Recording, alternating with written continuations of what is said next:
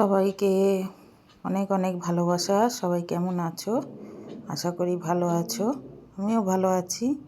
তো চলে আসলাম তোমাদের সাথে একটা রেসিপি শেয়ার করতে। পেঁয়াজের একটা রেসিপি শেয়ার করছি। পেঁয়াজ, টমেটো, রসুন, আদা, টক দই, বাদাম, কাঁচা লঙ্কা, কস্তুরি মেথি, এই যে বাদাম, এখানে গোটা জিরে, ধনে, জিরে, হলুদ আর 1 চামচ লঙ্কা, আর এখানে ধনে পাতা কুচি আছে। আর টমেটোমের যে শাঁসটা ছিল সেটা আমি ফেলিনি, সেটাকে রেখে দিয়েছি। তো চলো রেসিপিটা শুরু করা যাক। তো আমি কড়া বসিয়ে দিয়েছি। কড়াতে কস্তুরি মেথিটা একটুখানি গরম খোলায় নেড়ে নেব। একটু নেতিয়ে আছে, এগুলোকে গুঁড়ো করা যাবে না, তো যার জন্য আমি একটুখানি গরম খোলায় একটুখানি নেড়ে নিচ্ছি, সামান্য, যাতে পুড়ে না যায়। একদম লো ফ্লেমে এটাকে একটু নাড়াচাড়া করে নিতে হবে। তো চলো দেখতে থাকো, সঙ্গে থেকো। ভিডিওটা শুরু থেকে শেষ অবধি দেখার অনুরোধ রইল তোমাদের সবার কাছে। তো দেখো, আমি নামিয়ে নিয়েছি আর কড়াতে তেলও দিয়ে দিয়েছি। তেলটা একটু গরম হলে আমি পেঁয়াজগুলো দিয়ে দেবো। তো চলো দেখতে থাকো। আর নতুন পুরনো সব বন্ধুদেরই অনেক অনেক ভালোবাসা। তো দেখো, তেল আমার গরম হয়ে গেছে। এর মধ্যে পেঁয়াজগুলো আমি দিয়ে দিলাম। পেঁয়াজগুলো একটু লালচে লালচে করে ভেজে নেব। বেশি লালচে না, সামান্য একটুখানি, মানে গোলাপি কালারের, একটুখানি হালকা গোলাপি কালারের হলে তখন আমি তুলে নেব অল্প করে। কাঁচা লঙ্কাটা দিয়ে দিলাম। তো দেখো, একদম নতুন রেসিপি তোমাদের সাথে শেয়ার করতে চলেছি। তো দেখতে থাকো আর অবশ্যই জানিও রেসিপিটা কেমন হয়েছে। তো দেখো বন্ধুরা, আমি পেঁয়াজ আর লঙ্কাটা একটুখানি ভেজে নিচ্ছি, সঙ্গে থেকো। দেখো, হালকা করে ভেজে নিতে হবে। তো দেখো, হালকা করে আমি ভেজে নিয়েছি, একদম হালকা করে ভেজে নিয়েছি। তা এই যে কাঁচা লঙ্কা, পেঁয়াজ অল্প করে আমি তুলে রেখে দেবো।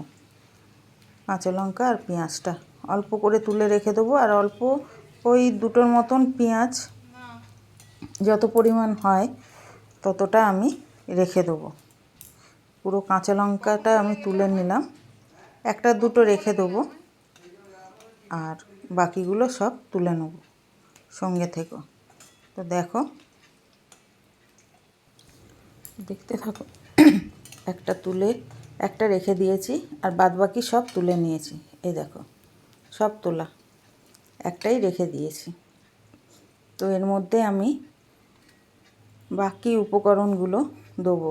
বাদামটা হালকা খোলায় ভেজে নেব, ওর মধ্যেই হালকা সামান্য ভেজে নেব। এর মধ্যে দিয়ে দেবো রসুন আর বাদামটা ভেজে নেব এর মধ্যে। তো রসুনের কাঁচা গন্ধটা যাতে চলে যায় সেই পরিমাণে ভেজে নিতে হবে। তার সঙ্গে থেকো। দেখো,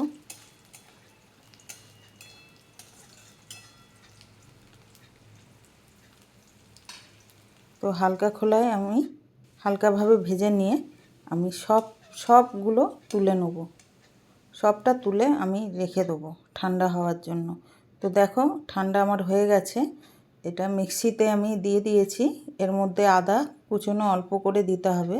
আমারটা অনেকটা হয়ে গেছিলো, তাই অল্প পরিমাণে আদা আমি দিয়ে দিলাম। আর যে টমেটোমের যে শাঁসটা ছিল সেটাও দিয়ে দিলাম। দিয়ে এটা এবার আমি ব্লেন্ড করে নেব। তো সঙ্গে থেকো। তো দেখো, জিরেটা আমার লালচে লালচে হয়ে গেছে। যে গ্রেভিটা করেছিলাম সেই গ্রেভিটা আমি কড়ার মধ্যে দিয়ে দিলাম। পেঁয়াজ, রসুন, বাদাম আর আদা, যে গ্রেভিটা আমি পেস্ট করেছিলাম সেটাকে দিয়ে দিলাম। এটাকে এবার ভালো করে নাড়াচাড়া করে কষে নিতে হবে। তো দেখতে থাকো। তো দেখো ভালো করে কষে নিতে হবে।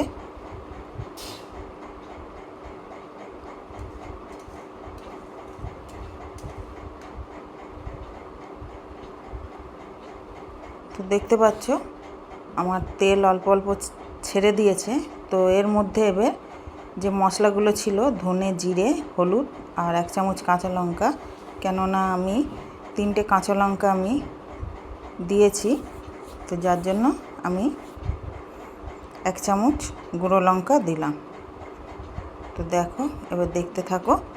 তো মশলাটা ভালো করে কষিয়ে নিতে হবে যাতে কাঁচা গন্ধ না থাকে মশলার। এই উপকরণটা একদম নতুন, আপনারা চাইলে ঘরে বানিয়ে দেখতে পারেন। তো একটু জল দিয়ে দিলাম যাতে মশলাটা পুড়ে না যায়। ভালো করে কষিয়ে নিতে হবে। সঙ্গে থেকো, কেউ স্কিপ করো না ভিডিওটা। তো পরিমাণ মতন নুন দিয়ে দিলাম, পরিমাণ মতন নুন দিয়ে ভালো করে কষিয়ে নেব।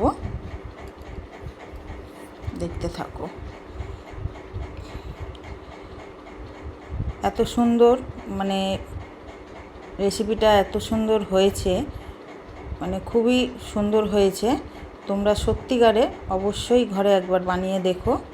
তো টক দইটা এবার আমি দিয়ে দিলাম। তোমরা চাইলে ক্রিমও দিতে পারো বা দুধের সরও দিতে পারো। তো আমি টক দই ছিল বাড়িতে, আমি টক দইটাই আমি দিলাম। দুধের সরও দেওয়া যায়, ক্রিমও দেওয়া যায়। ক্রিম দিলে আরও একটু ভালো হয়, কিন্তু আমার কাছে ক্রিম না থাকায় আমি টক দই ছিল বাড়িতে, টক দইটাই আমি দিলাম। তো দেখো টক দইটা দিয়ে আমি ভালো করে নেড়ে চেড়ে গ্যাসের ফ্লেমটাকে কিন্তু তখন টক দই দিলে গ্যাসের ফ্লেমটাকে কিন্তু আস্তে করে রেখে দেবে।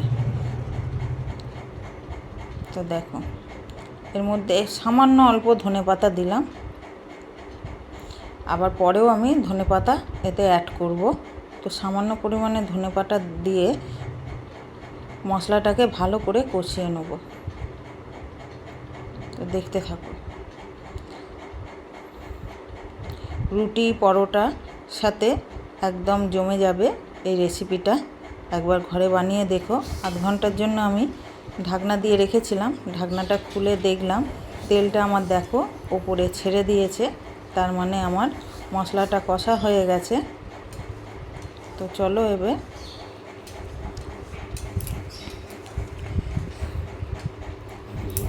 মশলাটা একদম কষা হয়ে গেছে।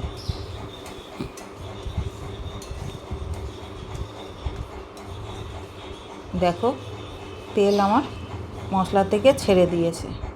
তো এর মধ্যে এবার আমি সামান্য পরিমাণে চিনি দিলাম। তোমরা চাইলে দিতেও পারো আর না চাইলেও দিতে পারো, এটা অপশনাল। আমি টক দইটা দিয়েছি বলে একটুখানি আমি চিনি দিলাম, আর ক্রিম দিলে চিনি দেওয়ার দরকার পড়বে না, তোমরা চাইলে দিতে পারো। তো দেখো এত সুন্দর কালার এসছে, মানে খুব সুন্দর এসছে। আর যে পেঁয়াজ লঙ্কাটা আমি ভেজে রেখেছিলাম সেটা এর মধ্যে আমি দিয়ে দিলাম, আর টমেটম যে লম্বা লম্বা করে কেটে রেখেছিলাম সেটাকেও দিয়ে দিলাম। দিয়ে ভালো করে কষিয়ে নিতে হবে। দেখো ওই যে বললাম রুটি পরোটা লুচি সাথে খুব সুন্দর মানাবে রেসিপিটা। তো দেখো একদম অল্প উপকরণে আমি একটা রেসিপি তোমাদের সাথে শেয়ার করলাম। তো অল্প সামান্য জল দেবো আমি, বেশি জল দেবো না, কেননা আমার সব কিছুই মশলা আগে দিয়ে রেডি হয়ে গেছে। এর মধ্যে বেশি জল দেওয়ার প্রয়োজন নেই। জাস্ট টমেটোটা একটুখানি নরম হলে আমি নামিয়ে নেব। তো দেখতে থাকো। আর নতুন বন্ধুরা যারা আমার চ্যানেলটাকে সাবস্ক্রাইব করোনি, প্লিজ সাবস্ক্রাইব করে আমার বেল আইকনটা অন করে নিও, যাতে নতুন নতুন ভিডিও দিলে তোমাদের কাছে নোটিফিকেশান খুব তাড়াতাড়ি পৌঁছে যায়। আর পুরনো বন্ধু যারা আছো তাদেরকে অনেক অনেক ভালোবাসা, তারা এইভাবে আমার পাশে আছো। তো ঢাকনা দিয়ে আমি কিছুক্ষণ রেখেছিলাম। তো দেখো আমার রেসিপিটা পুরো তৈরি হয়ে গেছে। তো এটাকে এবার আমি একটু ধনেপাতা দিয়ে আর কস্তুরি মেথিটা যেটা আছে সেটাকে দিয়ে আমি একটা পাত্রে ঢেলে নেব। তো কস্তুরি মেথিটা আমি দিয়ে দিলাম, কস্তুরি মেথিটা দিয়ে দিলাম, দিয়ে আমি ধনেপাতাটাও দিয়ে দেবো। তো দেখো ধনেপাতাটাও আমি দিয়ে দিলাম, দিয়ে এবার এটাকে একটু ভালো করে নেড়ে চেড়ে আমি একটা পাত্রের মধ্যে ঢেলে নেব। তো দেখো টমেটোটা আমার খুব বেশি নরম করব না, মিডিয়াম রাখবো, কেন বেশি নরম করলে টমেটোটা আরও গলে যাবে। তো আমি একটু গোটা গোটাই রাখলাম টমেটোটা। তো দেখো বন্ধুরা, আমি রেসিপিটা পাত্রে একটা ঢেলে নিয়েছি। তো দেখো কেমন হয়েছে অবশ্যই কমেন্টে তোমরা জানিও। নতুন পুরনো বন্ধু সবাইকে অনেক অনেক ভালোবাসা। আবার চলে আসবো নতুন কোনো ভিডিও, নতুন কোনো ব্লগ নিয়ে। সবাই ভালো থেকো, সুস্থ থেকো, সাবধানে থেকো। আর আমার চ্যানেলটা অবশ্যই সাবস্ক্রাইব করো বন্ধুরা।